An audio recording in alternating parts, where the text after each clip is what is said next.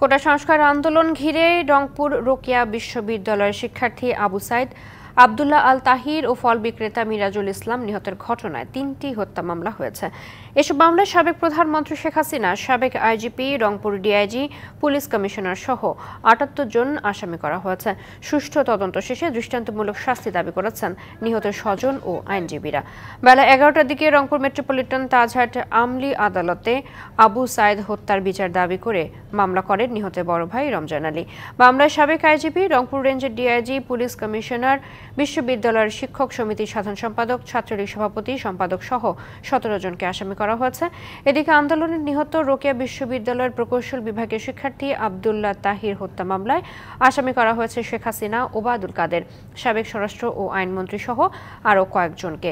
এই মামলায় সুষ্ঠু তদন্ত করে দৃষ্টান্তমূলক শাস্তি দাবি করেছেন নিহতের স্বজনরা।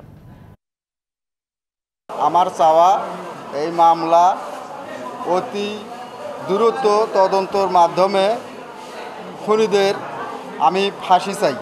পরিবার এবং সমন্বয়করা যে আসামিদের যে তালিকা দিয়েছেন তথ্য প্রমাণের ভিত্তিতে তাদেরকে এখানে অভিযুক্ত করে আমরা একটা এফআইআর আজকে এখানে যে মামলা রুজু করি, কমপ্লেন পিটিশন দায়ের করি।